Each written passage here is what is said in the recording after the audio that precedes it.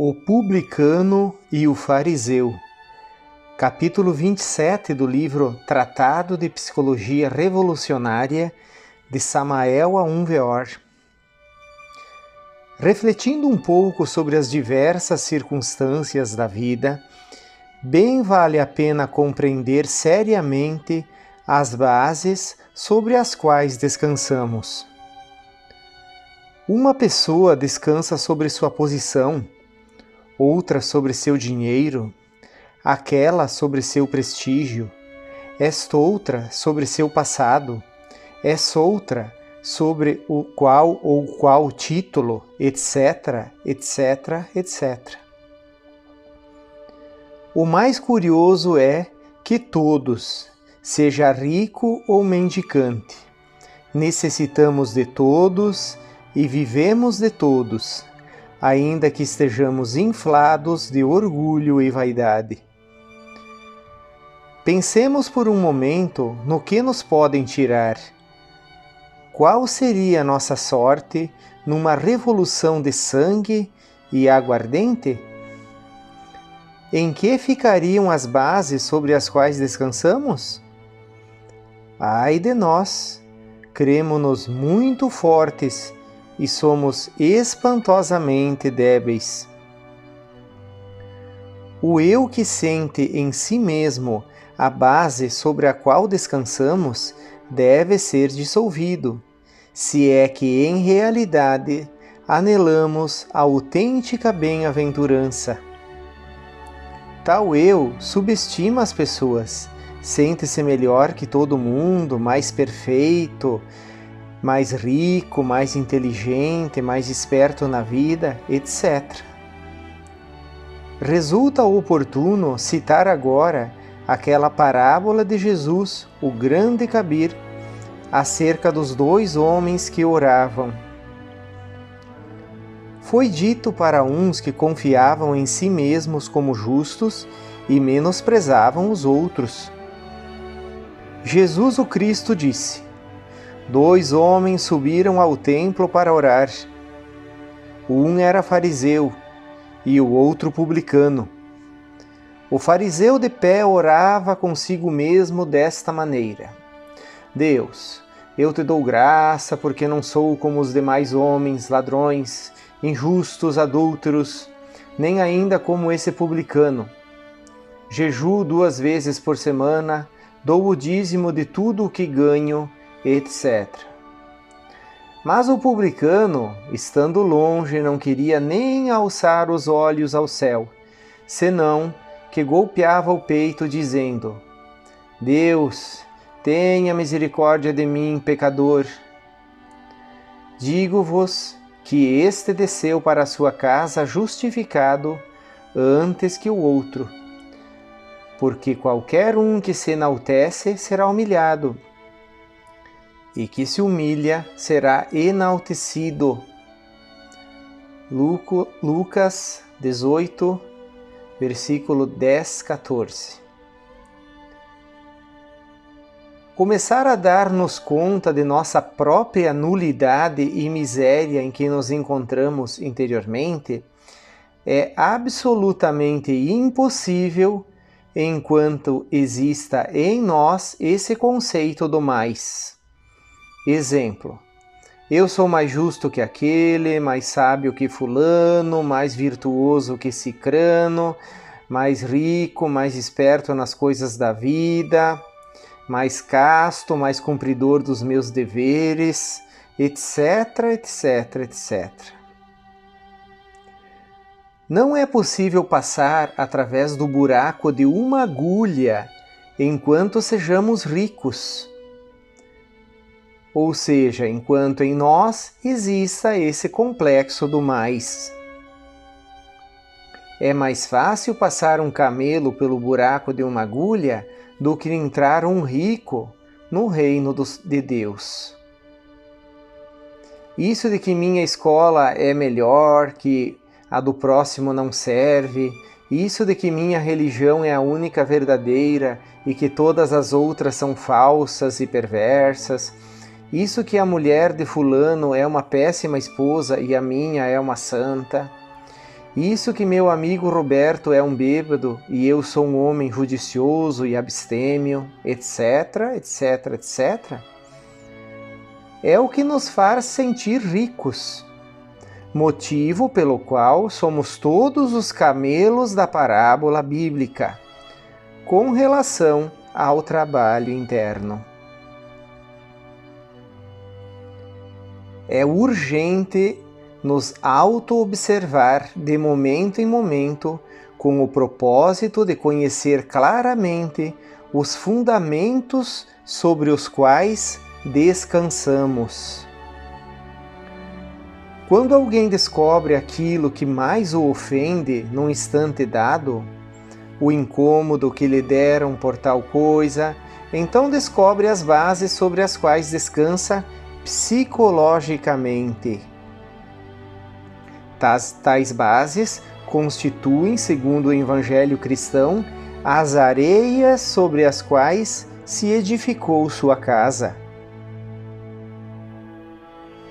É necessário anotar cuidadosamente e como, quando desprezamos os outros, quando sentimos-nos superior, talvez devido ao título, ou à posição social, ou à experiência adquirida, ou ao dinheiro, etc, etc e etc. Grave é sentir-nos ricos, superiores a fulano ou a cicrano, por tal ou qual motivo. Gente assim não pode entrar no reino dos céus. É bom descobrir no que nos sentimos lisonjeados, em que é satisfeita a nossa vaidade, e isso virá a mostrar os fundamentos sobre os quais nos apoiamos.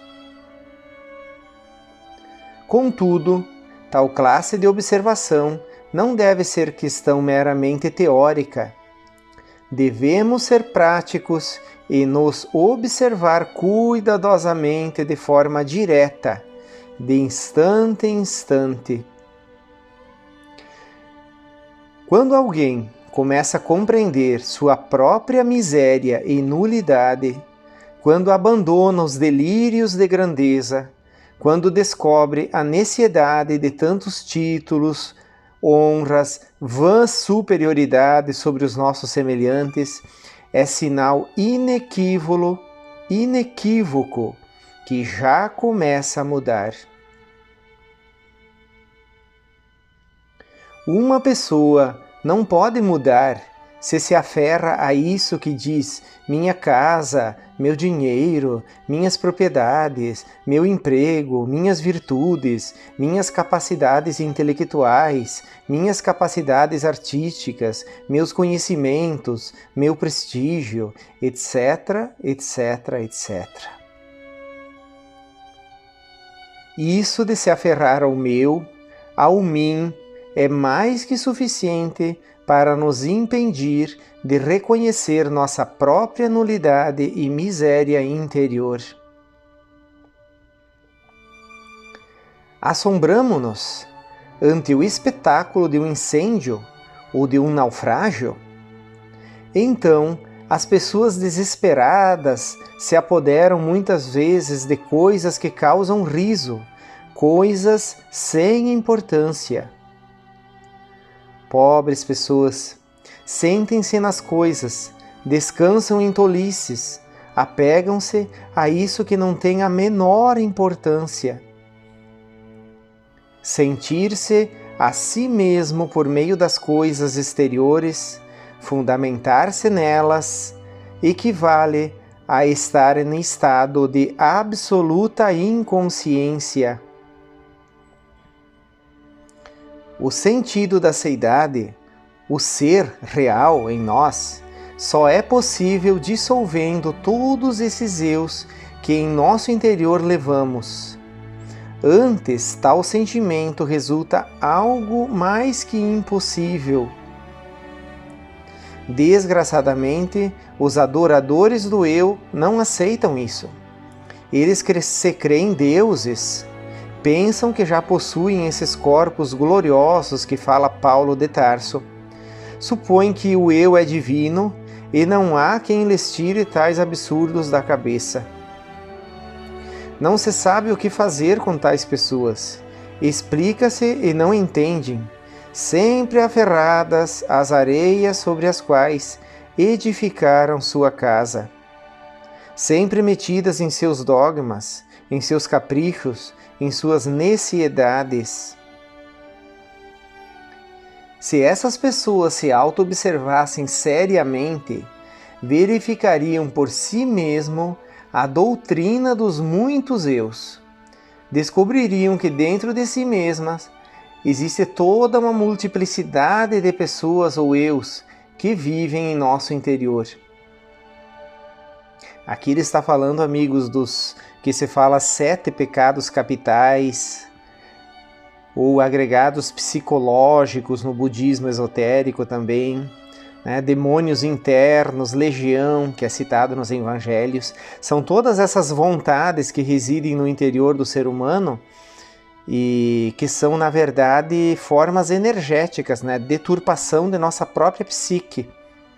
Então essas vontades energéticas, elas, na verdade, elas não são o ser, e sim são a personificação dos 7 tipos de elementos inumanos, né, que constituem o ego, que são citados como 7 pecados capitais.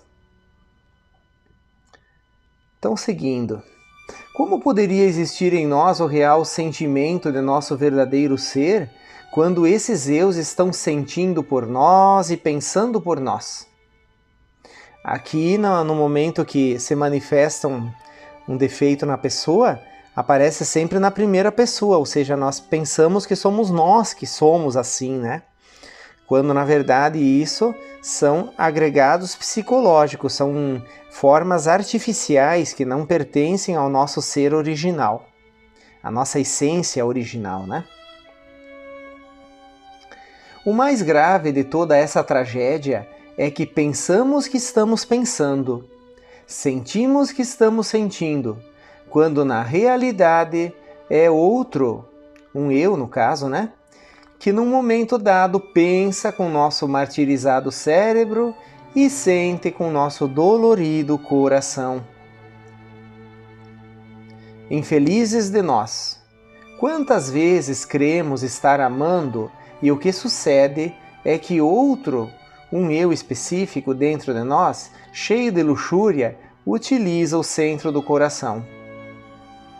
Somos uns desventurados, confundimos a paixão animal com o amor, e contudo é outro dentro de nós, dentro de nossa própria personalidade, quem passa por tais confusões. Todos pensamos que jamais pronunciaríamos aquelas palavras do fariseu da parábola bíblica. Deus, graça te dou, porque não sou como os outros homens, etc, etc. Não obstante, ainda que pareça incrível, assim procedemos diariamente. O vendedor de carne no mercado diz: eu não sou como os outros açougueiros que vendem carne de má qualidade e exploram o povo. O vendedor de tecidos na loja exclama: eu não sou como os outros comerciantes que sabem roubar, não medir e enriqueceram. O vendedor de leite afirma: eu não sou como os outros vendedores de leite que misturam com água. Gosto de ser honrado. A senhora de casa comenta em visita o seguinte: eu não sou como a fulana, que anda com outros homens. Sou, graças a Deus, pessoa decente, fiel a meu marido. Conclusão: os demais são malvados, injustos, adúlteros, ladrões e perversos, e cada um de nós uma mansa ovelha, um santinho de chocolate, bom para servir de menino de ouro em alguma igreja. Quãos nécios somos! Pensamos a miúde que nunca fazemos todas essas bobagens e perversidades que vemos os outros fazer, e chegamos por tal motivo à conclusão de que somos magníficas pessoas. Desgraçadamente, não vemos todas as tolices e mesquinharias que fazemos. Existem estranhos momentos na vida em que a mente, sem preocupação de nenhuma espécie, repousa. Quando a mente está quieta, quando a mente está em silêncio, advém então o novo. Em tais instantes é possível ver as bases, os fundamentos sobre os quais descansamos. Estando a mente em profundo repouso, podemos verificar por nós mesmos a crua realidade dessa areia da vida, sobre a qual edificamos nossa casa. Veja-se Mateus, capítulo 7, versículo 24 a 29, que fala da parábola que trata dos 2 alicerces. Até aqui, meus amigos, nossa reflexão de hoje. Um grande abraço e uma ótima semana. Tchau, tchau.